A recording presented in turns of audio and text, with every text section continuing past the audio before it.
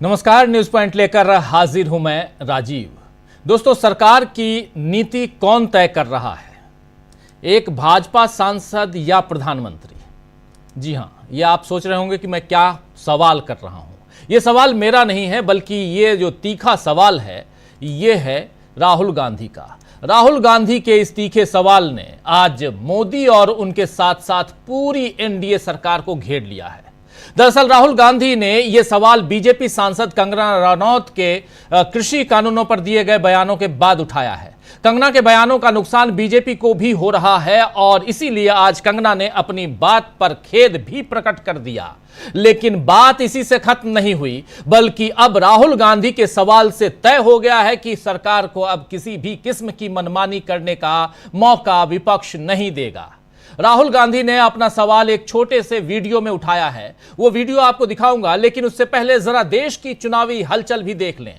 आज जम्मू कश्मीर में दूसरे दौर के मतदान भी हो गए हैं और राहुल गांधी आज जम्मू कश्मीर में भी प्रचार के लिए पहुंचे और राहुल ने जम्मू प्रचार के लिए पहुंचे थे जम्मू के सोपोर में। और राहुल ने जम्मू कश्मीर के लोगों से स्टेटहुड यानी पूर्ण राज्य का दर्जा जो है वो वापस करने के वादे पर रोजगार और उद्योग धंधे को लेकर भी बातें की।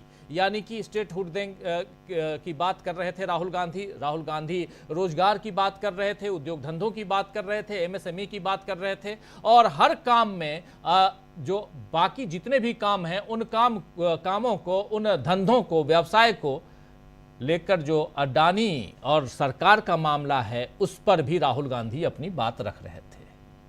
अडानी के हवाले करने को लेकर, यानी जितने भी काम धंधे हैं अडानी के हवाले कर दिए गए हैं, उसको लेकर भी मोदी सरकार से राहुल गांधी ने सवाल पूछे हैं। राहुल गांधी ने बहुत सारी बातें वहां कही हैं और उसके अलावा वो कह रहे थे कि मेक इन इंडिया की बात करने वाले मोदी सब कुछ मेक बाय अडानी करते जा रहे हैं। आखिर ऐसा क्यों हो रहा है?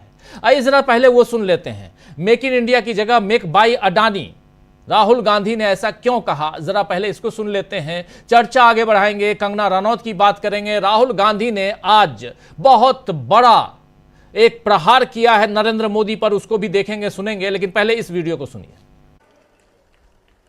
ये मेक इन इंडिया बात करते रहते हैं, डिफेंस इंडस्ट्री की बात करते हैं। सारे के सारे कॉन्ट्रैक्ट्स अदानी जैसे लोगों को जा रहे हैं। बाहर इजराइल की कंपनी हथियार बनाती है, लेबल अदानी का लग जाता है। इजराइल की कंपनी ड्रोन बनाती है, लेबल अदानी का लग जाता है और कहते मेक इन इंडिया हो गया। कैसे मेक इन इंडिया हो गया? इजरायली हथियार है, मेक बाय अदानी हो गया है, मेड इन इंडिया नहीं हुआ है। और यही हालत पूरे देश में। तो सुन रहे थे आप यहां राहुल गांधी, यानी आपको बता दूं दोस्तों कि आज मेक इन इंडिया अभियान के 10 साल पूरे हुए हैं। जी हां, आज 10 साल पूरे हो गए, जिसे मोदी बड़ी उपलब्धि की तरह पेश कर रहे हैं। लेकिन राहुल गांधी ने उनकी इस उपलब्धि का सच सामने दिखा दिया, सच सबके सामने ला दिया। वहीं राहुल ने सरकार की नीति पर भी सवाल उठाकर जनता के सामने बड़ा सच पेश कर दिया है। आइए जरा आप उस वीडियो को देखते हैं। इस वीडियो में राहुल गांधी, जिसका मैंने जिक्र कार्यक्रम की शुरुआत में किया था, उस वीडियो को देखते हैं जिसमें राहुल गांधी सीधा नरेंद्र मोदी से पूछ रहे हैं कि आखिर सरकार चला कौन रहा है। जरा सुनिए। नमस्कार। ये बीजेपी के जो लोग होते हैं ये आइडियाज को टेस्ट करते रहते हैं। ये किसी से कहते हैं कि आप ये आइडिया पब्लिक में रखिए और फिर रिएक्शन देखते हैं।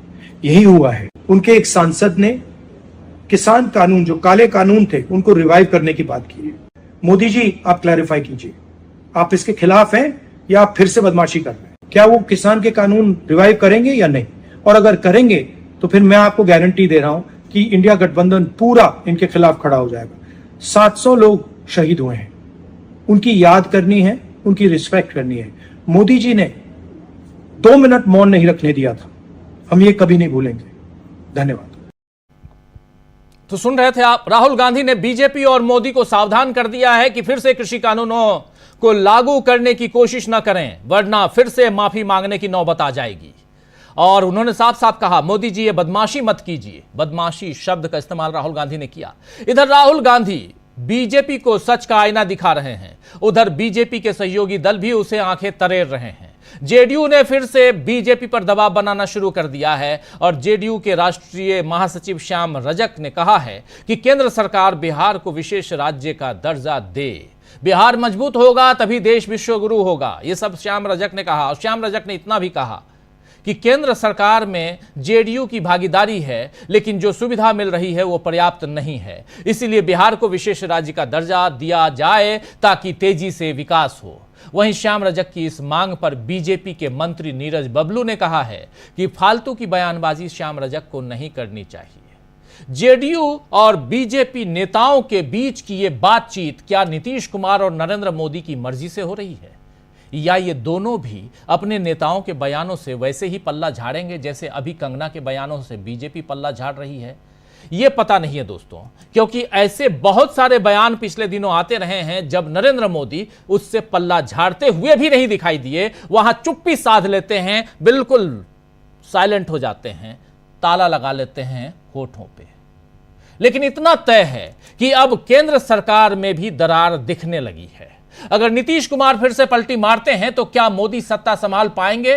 और आज की तारीख में अहम सवाल यह है कि हरियाणा और जम्मू कश्मीर में अगर बीजेपी हारती है तो क्या महाराष्ट्र और झारखंड में उसकी चुनावी तैयारियों पर इसका असर पड़ेगा?